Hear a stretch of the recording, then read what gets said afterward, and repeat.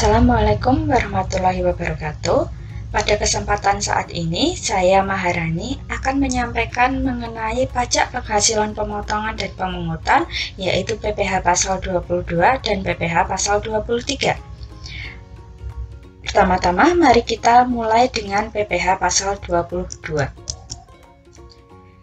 Yang dimaksud dengan PPh pasal 22 menurut PMK nomor 34 PMK 010 tahun 2017, PPh pasal 23 adalah pajak yang dipungut oleh bendaharawan pemerintah sehubungan dengan pembayaran atas penyerahan barang, dipungut oleh badan-badan tertentu, dan wajib pajak yang melakukan kegiatan impor atau kegiatan usaha bidang lainnya. PPh pasal 22 ini dipungut oleh badan tertentu atas pembelian yang tergolong sangat mewah. Pemungut PPh pasal 22 yang pertama yaitu Bank Devisa dan Direktorat Jenderal Bea dan Cukai atas impor barang dan ekspor komoditas tambang. Yang kedua, bendahara pemerintah dan kuasa pengguna anggaran atau KPA sebagai pemungut pajak pada pemerintah pusat, pemerintah daerah, instansi, atau lembaga pemerintah dan lembaga-lembaga negara lainnya berkenaan dengan pembayaran atas pembelian barang. 3. Bendahara pengeluaran untuk pembayaran yang dilakukan dengan mekanisme uang persediaan atau UP. 4. Kuasa pengguna anggaran atau KPA atau pejabat penerbit surat perintah membayar yang diberi delegasi oleh KPA untuk membayar kepada pihak ketiga yang dilakukan dengan mekanisme pembayaran langsung atau LS. Kelima, badan usaha tertentu. Nah, untuk badan usaha tertentu ini dibagi lagi menjadi 3, yaitu yang pertama, badan usaha milik negara, yang kedua, badan usaha milik negara yang dilakukan restrukturisasi, dan yang ketiga, badan usaha tertentu yang dimiliki secara langsung oleh badan usaha milik negara. Contohnya seperti PT Pupuk Sriwijaya Palembang, PT Pupuk Iskandar Muda, PT Raja Wali Nisindo, PT Bank Syariah Mandiri, PT Bank Daerah BRI Syariah, dan lain sebagainya. Selanjutnya, pemungut PPh pasal 22 ada juga yang keenam, produsen atau importir bahan bakar minyak, gas, dan pelumas. 7. Agen tunggal pemegang merek atau ATPM, agen pemegang merek atau APM. Kemudian nomor 8, badan usaha yang bergerak dalam bidang usaha industri semen, kertas, baja, otomotif, farmasi, atas penjualan hasil produksinya kepada distributor di dalam negeri. 9. Industri atau eksportir yang bergerak dalam sektor kehutanan, perkebunan, pertanian, peternakan, dan perikanan. 10. Industri atau badan usaha yang melakukan pembelian komoditas tambang batu bara, mineral logam, dan mineral bukan logam. 11. Badan usaha yang memproduksi emas batangan atas penjualan emas batangan di dalam negeri. Nah, berikut ini adalah tarif dan dasar pengenaan pajak atau DPP dari PPh pasal 22. Menurut jenisnya, yang pertama itu impor. Nah, atas impor ini tarifnya ada beberapa. Yang pertama itu adalah kita melihat apakah ada API atau tidak. API itu adalah angka pengenal impor. Jika memiliki API, maka tarifnya adalah 2,5%. Apabila tidak memiliki API, maka tarifnya adalah 7,5%. Kemudian 10% untuk barang tertentu sesuai lampiran 1 PMK 110. Kemudian 7,5% atas barang tertentu sesuai dengan lampiran kedua PMK 110. 0,5% untuk kedelai, terigu, gandum dengan angka pengenal impor. Di sini DPP-nya adalah nilai impor dari barang tersebut. Kemudian ada 7,5% untuk barang impor tidak dikuasai, maka DPP-nya adalah harga jual lelang. Kemudian jenis yang kedua adalah bendahara pemerintah dan BUMN, tarifnya adalah 1,5% dari DPP-nya yaitu harga beli. Kemudian industri atau eksportir atas pembelian bahan, tarifnya adalah 0,25% dari harga beli. Selanjutnya, minyak dan gas, produsen atau importir bersifat final jika dijual ke agen atau penyalur. Nah, berikut ini adalah tarifnya, ada yang 0,25% khusus untuk BPN SPBU Pertamina, dan untuk yang lainnya itu 0,3%. DPP-nya adalah harga penjualan. Selanjutnya, ada jenis dari industri tertentu, yaitu semen, kertas, baja, otomotif, dan semua jenis obat. Tarifnya adalah sebagai berikut, DPP-nya yaitu DPP PPN. Selanjutnya, untuk penjualan kendaraan bermotor oleh ATPM, APM, atau importir umum, tarifnya adalah 0,45% dari DPP PPN. Industri atau badan usaha yang melakukan pembelian komoditas tambang batu bara, mineral logam, dan mineral bukan logam, tarifnya adalah 1,5% dari DPP PPN. Kemudian, badan usaha yang memproduksi emas batangan, tarifnya adalah 0,45% dari harga penjualan. Penjualan atas barang tergolong sangat mewah, selain rumah, apartemen, kondominium, dan sejenisnya, tarifnya adalah 5% dari DPP PPN. Penjualan atas barang tergolong sangat mewah berupa rumah, apartemen, kondominium, dan sejenisnya, tarifnya adalah 1% dari DPP PPN. Pemungutan PPh pasal 22 atas pembelian barang yang sangat mewah. Nah, di sini golongan barang yang sangat mewah yang pertama adalah pesawat terbang pribadi dan helikopter pribadi. Yang kedua, kapal pesiar, yacht, dan sejenisnya. Yang ketiga, rumah beserta tanah dengan harga jual atau harga pengalihan lebih dari 30 miliar atau luas bangunan lebih dari 400%. Selanjutnya, apartemen, kondominium, dan sejenisnya dengan harga jual atau pengalihan lebih dari 30 miliar rupiah atau luas bangunan lebih dari 150 meter persegi. Kendaraan bermotor roda 4, pengangkut orang kurang dari 10 orang berupa sedan, jeep, SUV, MPV, minibus, dan sejenisnya dengan harga jual lebih dari 2 miliar atau dengan kapasitas silinder lebih dari 3000 cc. Selanjutnya, kendaraan bermotor roda 2 atau roda 3 dengan harga jual lebih dari 300 juta rupiah atau dengan kapasitas silinder lebih dari 250 cc. Nah, kasusnya apabila pembeli itu tidak mempunyai NPWP, maka besaran tarif pungutan PPh pasal 22 akan lebih tinggi 100% atau 2 kali lipat. Sebagai contohnya, di sini contohnya atas penjualan kendaraan bermotor oleh ATPM, APM, atau importir umum, tarifnya adalah 0,45%.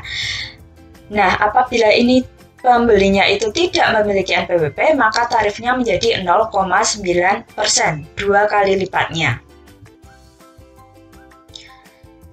Ada tambahan informasi untuk pengenaan pajak atas pembelian emas batangan.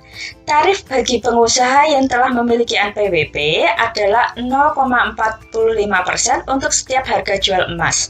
Sedangkan bagi penjual yang pengusaha yang belum memiliki NPWP, besaran tarifnya adalah 0,9%.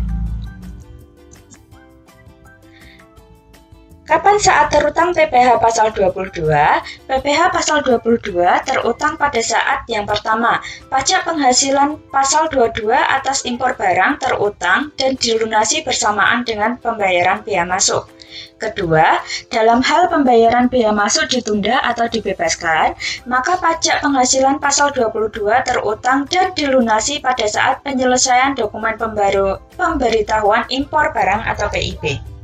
Yang ketiga, pajak penghasilan pasal 22 atas pembelian barang oleh pemungut pajak, bendahara pemerintah, atau kuasa anggaran terutang dan dipungut pada saat pembayaran.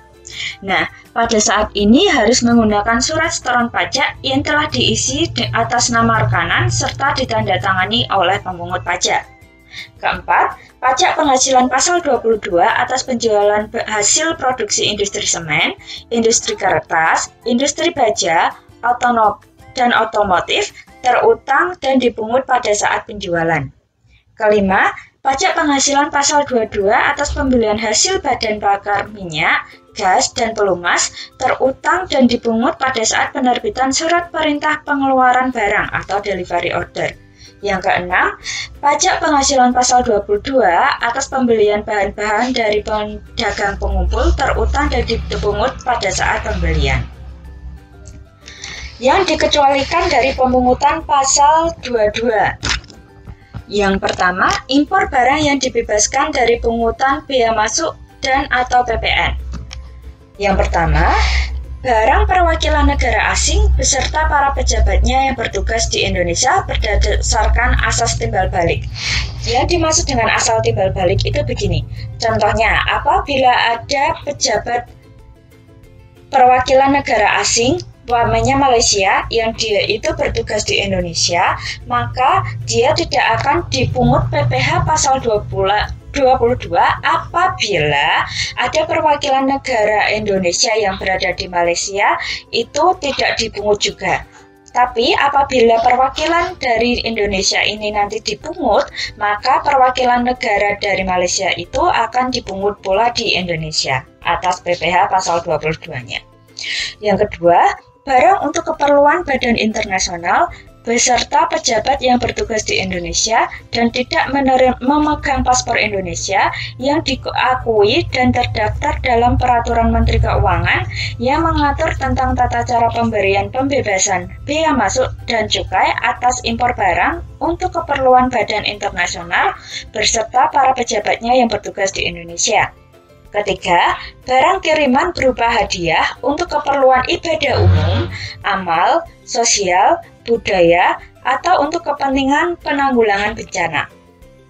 Keempat, barang untuk keperluan museum, kebun binatang, konservasi alam, dan tempat lainnya semacam itu yang terbuka untuk umum. Yang kelima, barang untuk keperluan penelitian dan pengembangan ilmu pengetahuan. 6. Barang untuk keperluan khusus kaum tunanetra dan penyandang cacat lainnya. 7. Peti atau kemasan lain yang berisi jenazah atau abu jenazah. Pembayaran yang dilakukan oleh pemungut pajak berkenaan dengan yang pertama, pembayaran yang jumlahnya paling banyak 2 juta dan tidak merupakan pembayaran yang terpecah-pecah. Jadi apabila ada penjualan, dia itu jumlahnya itu paling banyak 2 juta atau kurang, tidak akan dikenai PPh pasal 22.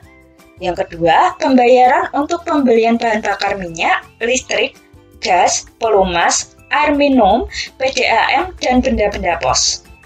Selanjutnya, pembayaran untuk pembelian gabah dan atau beras oleh perusahaan umum badan urusan logistik atau bulog. Selanjutnya, emas batangan yang akan diproses untuk menghasilkan barang perhiasan dan emas untuk tujuan ekspor dengan syarat terdapat surat keterangan bebas. Jadi tadi kalau emas batangan yang dibeli untuk seumpamanya investasi itu akan dikenai PPh pasal 22. Tapi apabila emas batangan yang dibeli itu akan diproses dan menghasilkan barang perhiasan untuk tujuan ekspor, maka PPh pasal 22-nya itu tidak akan dikenai asalkan terdapat surat keterangan bebas. Kemudian yang terakhir, pembayaran untuk pembelian barang sehubungan dengan penggunaan bantuan operasional sekolah atau BOS. Contoh perhitungan PPh pasal 22. Yang pertama, transaksi dengan bendaharawan. PT ABC berkedudukan di Jakarta menjadi pemasok alat-alat tulis kantor bagi Dinas Pendidikan Kota Tangerang, Kota Tangerang Selatan. Pada tanggal 1 Oktober tahun 2018, PT ABC melakukan penyerahan barang kena pajak dengan nilai kontrak sebesar 11 juta, nilai sudah termasuk PPN. Berapakah PPh pasal 22 yang dipungut oleh Dinas Pendidikan Kota Tangerang Selatan? Nah, karena di sini itu nilai kontraknya termasuk PPN yaitu 11 juta, maka kita harus mengetahui DPP-nya dulu yang tidak termasuk PPN. Caranya adalah dengan menghitung 100 per 110 karena tarif PPN adalah 10% dikali dengan 11 juta, yaitu ketemunya adalah 10 juta. DPP aslinya itu adalah 10 juta. Kemudian PPN dipungut adalah 10% dari DPP, yaitu 1 juta. PPh pasal 22 yang dipungut adalah 1,5% kali 10 juta, ketemu yaitu 150.000. Jadi, besarnya PPh pasal 22 yang dipungut oleh Dinas Pendidikan Kota Tangerang Selatan sebesar 150.000. Apabila nanti rekanan itu tidak memiliki NPWP, maka tarifnya akan lebih tinggi 100% atau menjadi 3%. Maka PPh pasal 22 yang dipungut adalah 300.000 atau 2 kali lipatnya. Kemudian, perhitungan atas pembelian barang yang dananya berasal dari belanja negara atau belanja daerah yang dikecualikan dari pemungutan PPh pasal 22, yaitu pembayaran atas penyerahan barang bukan merupakan barang yang terpecah-pecah, jumlahnya yang bukan tidak terpecah-pecah, yang meliputi jumlah kurang dari 1 juta. Pembayaran untuk pembelian bahan bakar minyak, listrik, gas, air minum atau PDAM, dan benda-benda pos, kemudian pembayaran atau pencairan dana jaring pengaman sosial atau JPS oleh kantor perbendaharaan dan kas negara. Kemudian contoh yang selanjutnya atas perhitungan impor barang. Pada tanggal 1 Agustus 2018, PT DEEF yang tidak memiliki API mengimpor barang dari Jerman dengan faktur senilai 100.000 US dollar. Barang yang diimpor adalah jenis barang yang tidak termasuk dalam barang-barang tertentu yang ditentukan dalam Peraturan Menteri Keuangan Nomor 16 PMK 010 Tahun 2016. Biaya asuransi yang dibebankan adalah 5% dari harga faktur, kemudian biaya angkut sebesar 10% dari harga faktur, bea masuk dan bea masuk tambahan masing-masing sebesar 20% dan 10%, kurs yang ditetapkan Menteri Keuangan pada saat itu sebesar 10.000 per 1 US dollar. Hitunglah PPh pasal 22 yang dipungut oleh Ditjen Bea Cukai. Harga faktur atau cost-nya di sini adalah 100.000 US dollar, biaya asuransinya adalah 5% dari 100.000 US dollar, yaitu 5.000 US dollar, biaya angkut atau freight itu adalah 10% dari 100.000 US dollar, ketemunya adalah 10 US dollar, maka CIF, nilai CIF atau nilai cost insurance dan freight itu dengan menambahkan huruf A, B, dan C senilai 115.000 US dollar. Kemudian kita akan menghitung CIF dalam rupiah, yaitu dengan mengalihkan dengan kurs KMK, yaitu 115.000 US dollar dikalikan dengan 10.000, ketemu 1.150 juta rupiah. Biaya masuknya adalah 20% dikali dengan CIF, ketemu 230 juta. Kemudian biaya masuk tambahan 10%, ketemu 115 juta. Maka nilai impor atau tambahan dari D, E, dan F adalah 1.495 juta. Jadi, PPh pasal 22 yang dipungut oleh DJBC jika PT ABC memiliki API atau 2,5%, yaitu 2,5% kali nilai impor, 2,5% dikali 1.495 juta, yaitu 37.375.000. Kemudian apabila sesuai dengan soalnya atau PT ABC tidak memiliki API, maka tarifnya adalah 7,5%. 7,5% dikali 1.495 juta, ketemunya adalah 112.125 rupiah. Maaf, 112.125.000 rupiah. Jadi akan lebih rendah pengenaan tarif pajaknya apabila PT ABC itu memiliki API. Penjualan hasil produksi industri tertentu.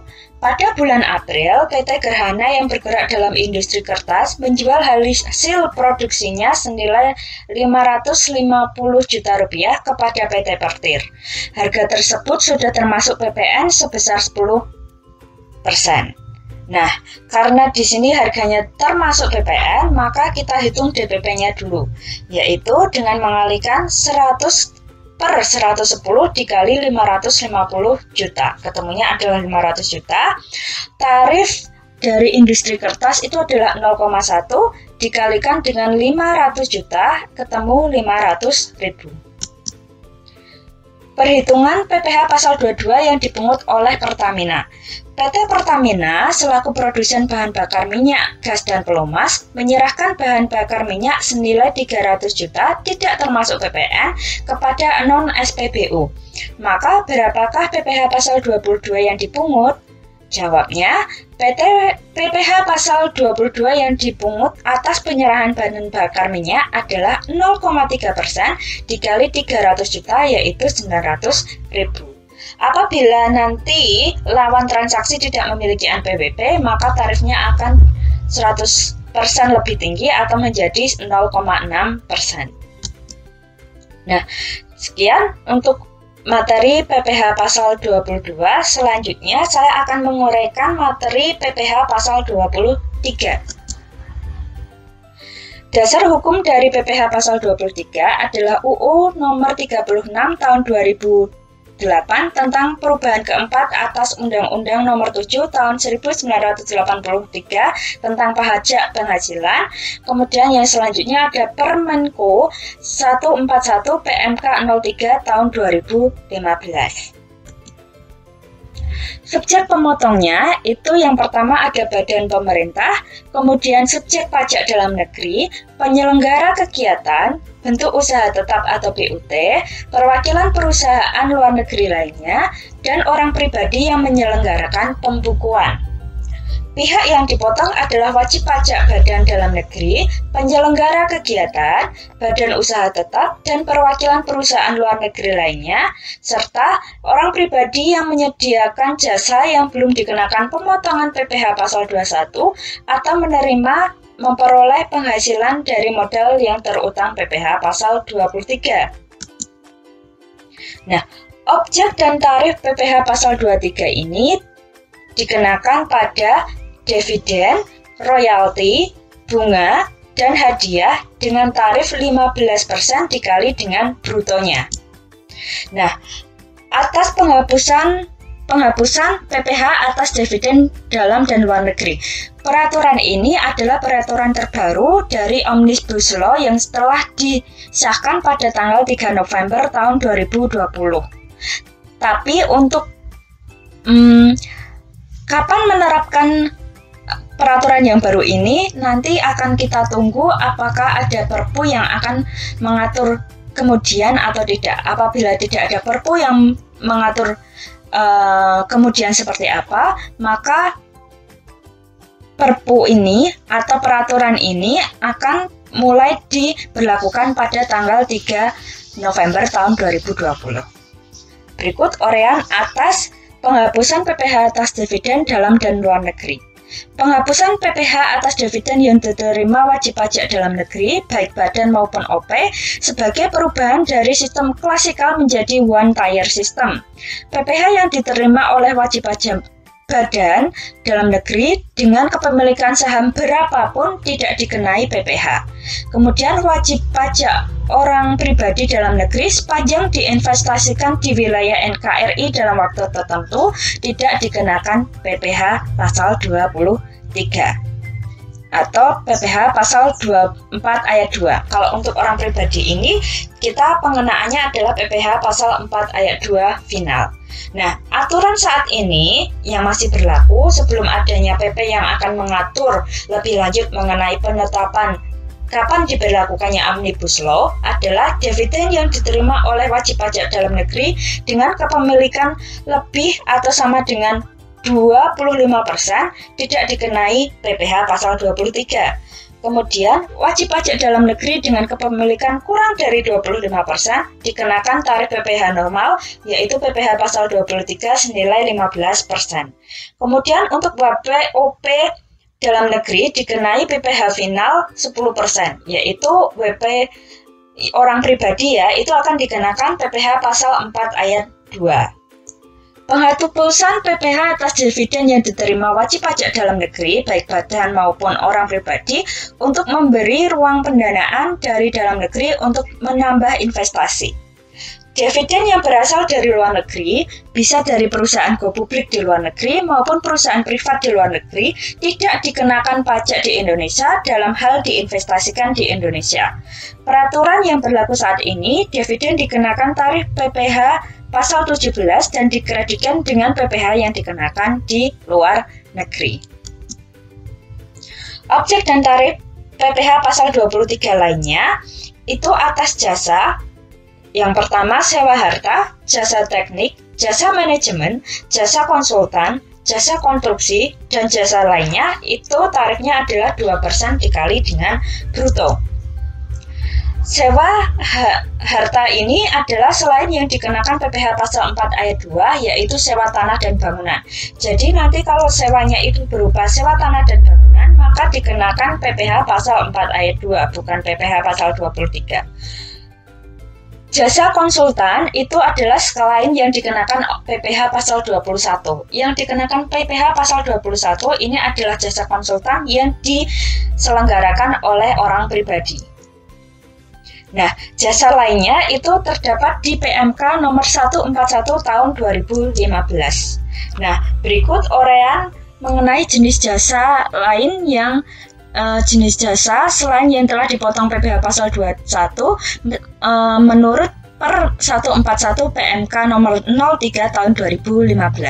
Uraiannya adalah seperti ini sebagiannya. Untuk secara lengkapnya bisa teman-teman lihat di per 141 PMK 03 tahun 2015.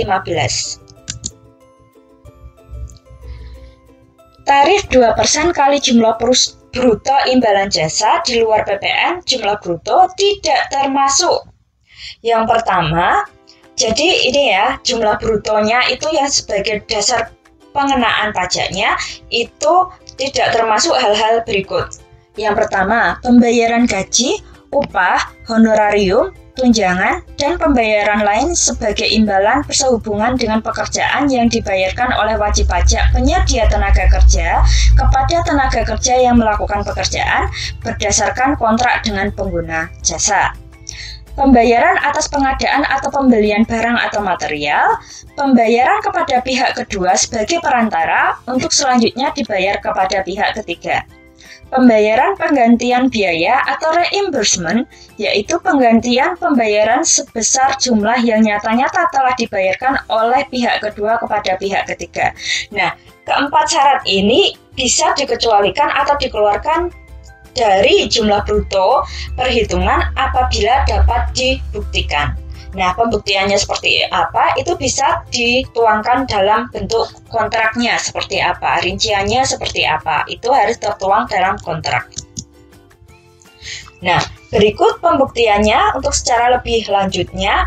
Pembayaran sebagaimana tersebut di atas harus dapat dibuktikan dengan yang pertama, kontrak kerja dan daftar pembayaran gaji, upah, honorarium, tunjangan, dan pembayaran lain sebagai imbalan sehubungan dengan pekerjaan jasa outsourcing.